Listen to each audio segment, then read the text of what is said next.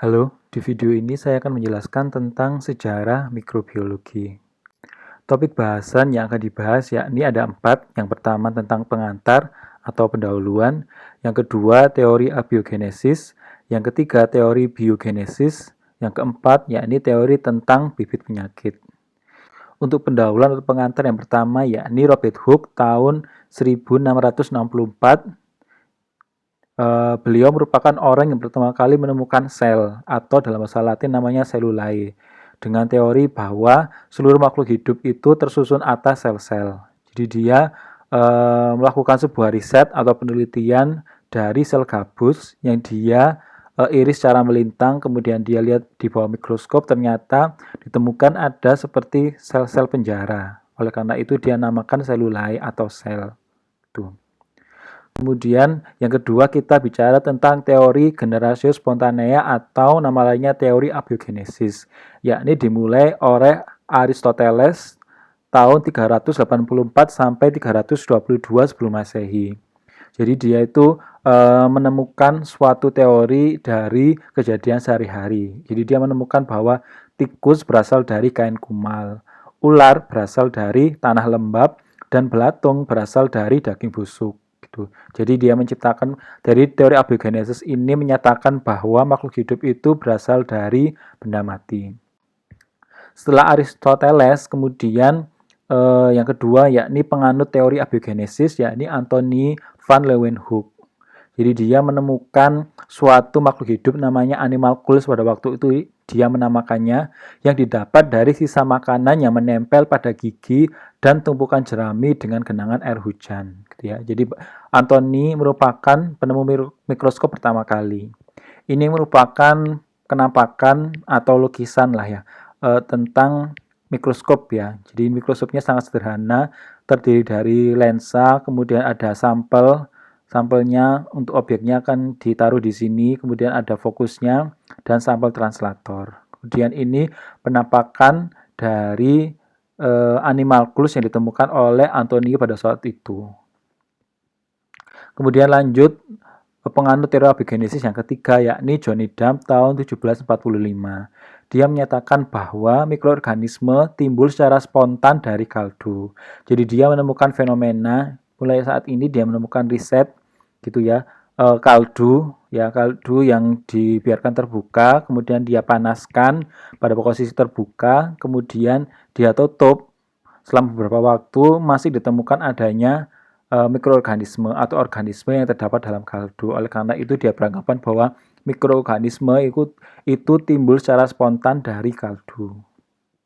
Pada teori biogenesis ini muncul karena dia menolak adanya teori abiogenesis atau teori generatio spontanea yang menyatakan bahwa makhluk hidup itu berasal dari benda mati.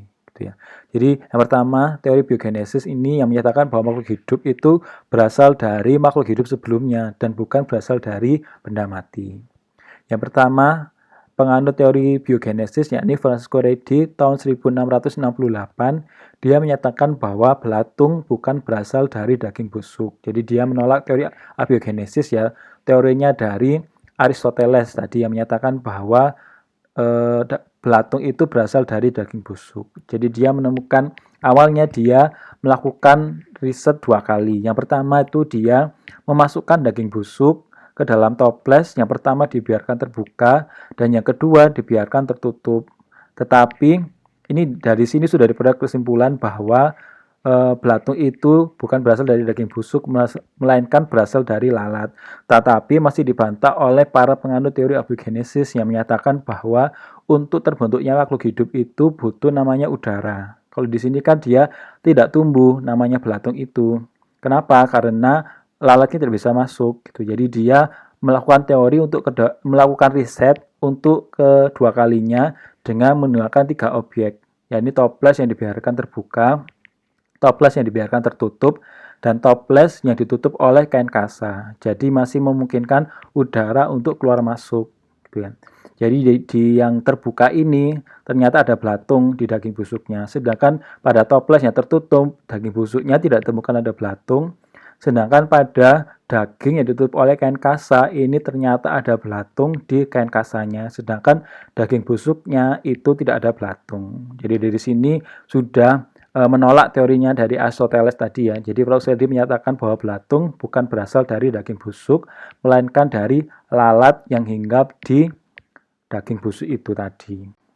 Kemudian teori biogenesis yang kedua yakni Lazzaro Spallanzani tahun 1765. Dia menyatakan bahwa larutan kaldu dalam botol tertutup yang dipanaskan kemudian didinginkan tidak ada mikroorganisme. Jadi bisa dilihat bahwa ini Lazzaro ini dia menolak teori atau penelitian dari John Adam tadi yang sama-sama menggunakan kaldu. Jadi dia kaldu dimasukkan dalam labuk yang ditutup, kemudian dipanaskan, kemudian setelah beberapa hari ini tidak ada ditemukan adanya mikroorganisme. Tetapi ketika tutup ini dibuka, tutup pada labuk ini dibuka, ternyata ada mikroorganisme yang masuk gitu. Tetapi ini masih tetap dibantah oleh para penganut abiogenesis dengan alasan yang sama bahwa untuk terbentuknya suatu makhluk hidup termasuk mikroorganisme ini butuh udara. Kalau di sini kan dia ditutup rapatnya, jadi tidak ada udara gitu. Sedangkan ini ada jelas dia ada mikroorganisme karena tutupnya dibuka, otomatis ada udara gitu. Teori penelitian atau riset yang dilakukan oleh Lazzaro Spallanzani ini kemudian akan diteruskan oleh penelitian dari para penganut biogenesis yang selanjutnya. Selanjutnya, penganut teori biogenesis sama juga yakni Rodolfo tahun 1858. Dia menyatakan teori bahwa sel hidup hanya dapat timbul dari sel hidup yang ada sebelumnya gitu ya. Jadi dia menggambarkan bahwa sel ini berasal dari sel sebelumnya yang membelah diri menjadi dua gitu. Kemudian ini Louis Pasteur, ini yang saya jelaskan tadi, dia meneruskan penelitian atau teori dari Lazzaro Spallanzani gitu ya. Louis Pasteur melakukan penelitian tahun 1861 mikroorganisme. Dia menyatakan bahwa mikroorganisme terdapat di udara dan dapat mengkontaminasi larutan steril. Ini dia merupakan babak mikrobiologi karena beberapa penelitian atau penemuannya itu masih digunakan sampai sekarang, termasuk pipet Pasteur, pasteurisasi, yaitu sterilisasi untuk susu dan sebagainya. Jadi dia memodifikasi labu ukur yang digunakan oleh Lazzaro Spallanzani, yakni dia menggunakan layar angsa. Jadi kalau menggunakan labu yang berlayar angsa ini masih memungkinkan udara untuk masuk ya. Dari Lazzaro Spallanzani tadi kan dia masih ditolak ya risetnya atau teorinya oleh para penganut abiogenesis yang menyatakan bahwa untuk terbentuknya suatu mikroorganisme termasuk makhluk hidup itu butuh namanya udara. Jadi dia dengan memodifikasi layar angsa masih terdapat udara di situ. Jadi dia kaldu dimasukkan dalam labu, kemudian dipanaskan, kaldunya termasuk dilakukan di layar angsa. Dalam waktu yang lama ternyata debu dan mikroorganisme itu terperangkap di dalam lakukan ini, sedangkan kaldunya masih dalam kondisi steril, tidak terkontaminasi. Meskipun dalam waktu yang lama kaldunya masih tetap steril, sedangkan debu dan mikroorganisme itu dia terjebak dilakukan di layar angsa, dan di sini masih terbuka ya, jadi masih ada udara. Kemudian pada tahapan yang kedua itu dia sama kaldunya dimasukkan ke dalam labu ukur, kemudian dibakar layar angsanya dan kaldunya, kemudian dimiringkan supaya ada kontak antara kaldu dengan lekukan atau jebakan dari udara sama mikroorganisme tadi, debu, dalam waktu singkat mengkontaminasi kaldu. Jadi dari sini sudah membuktikan bahwa mikroorganisme itu bukan berasal dari kaldu, melainkan berasal dari udara. Kemudian poin yang terakhir yang kita bahas yakni teori bibit penyakit. Yang pertama yakni Agostino Bassi. Jadi dia menemukan adanya penyakit ular sutra Bombyx mori yang disebabkan oleh jamur atau fungus yang disebabkan oleh spesies Biophilia bassiana. Jadi teori bibit penyakit yang awal pertama kali itu ditemukan itu bukan berasal dari manusia, melainkan dari hewan lain, gitu ya. Kemudian M.J. Berkeley juga menemukan hal sama. Jadi yang menemukan adanya penyakit kentang pada tahun 1845 yang disebabkan oleh jamur, namanya spesiesnya Phytophthora infestans. Tuh. Jadi ulat sutra sama kentang merupakan bahan-bahan yang berharga pada waktu zaman dahulu ya, termasuk bahan yang bernilai gitu ya. Jadi peneliti-peneliti ini itu dikerahkan untuk mengetahui ulat sutra ini bagaimana. Ulat sutra kan menghasil sutra. Sutra pada zaman dahulu kan termasuk barang yang mahal, termasuk kentang juga. Kan di sana kan merupakan kebutuhan bahan pokok. Kemudian selanjutnya di sini masih ingat ya, ini fotonya dari Louis Pasteur, bapak mikrobiologi. Jadi dia menemukan penyakit pada ulat sutra yang disebabkan oleh protozoa namanya pebrin. Ya, ini masih pada ulat sutra dan kentang. Kemudian selanjutnya Joseph Lister ini sudah mengarah ya ke arah manusia. Jadi dia mengembangkan metode fenol dan lemon untuk mencegah masuknya penyebab pasca pembedahan. Jadi ini merupakan dokter bedah. Jadi dia mengamati fenomena bahwa adanya banyaknya kematian pada ruang bedah dibandingkan sama ruang anak. Ternyata di ruang bedah itu alat-alat untuk pembedahan itu dia tidak melakukan sterilisasi, sehingga banyak sekali mikroorganisme termasuk bakteri itu yang masuk, yang menyebabkan pasiennya itu banyak meninggal pada waktu itu, sehingga dia menemukan cara untuk sterilisasi alat pembedahan itu dengan memakai fenol dan lemon. Fenol dan lemon sifatnya asam, bakteri patogen rata-rata itu dia tidak tahan terhadap asam. Kemudian yang terakhir yakni postulat Koch. Jadi dia tahun 1843-1910 yang ditemukan oleh namanya Robert Koch. Ini juga digadang-gadang itu dia sebagai bapak mikrobiologi modern gitu ya, karena dia menemukan teori bibit penyakit pada manusia awal pertama kali. Jadi dia mengetahui hubungan antara Bacillus anthracis dan penyakit antraks.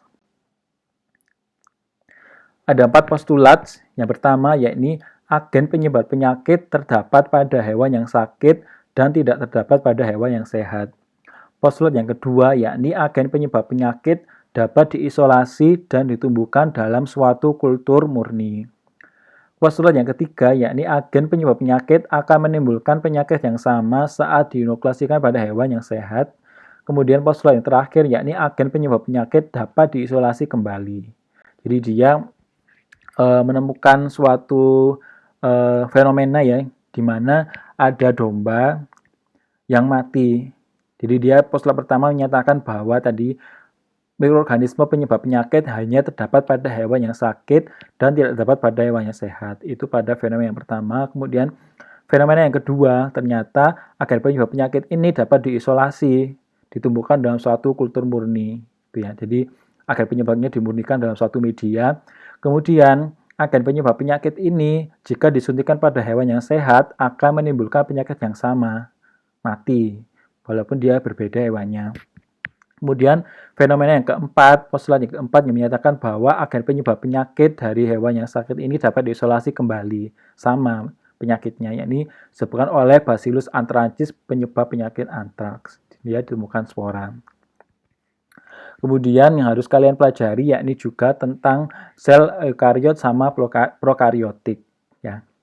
Sel prokariotik ini pada bakteri contohnya, kemudian sel eukariotik ini pada hewan, sel hewan. Jadi dalam sel prokariotik itu dia tidak memiliki inti sel sejati atau tidak ditemukan adanya membran inti ganda, gitu ya. Dia disebutnya nukleoid. Jadi bukan inti sejati. Kemudian dia hanya memiliki sitoplasma, kemudian ada membran sel, di luarnya ada dinding sel. Beberapa bakteri ada flagela untuk pergerakan.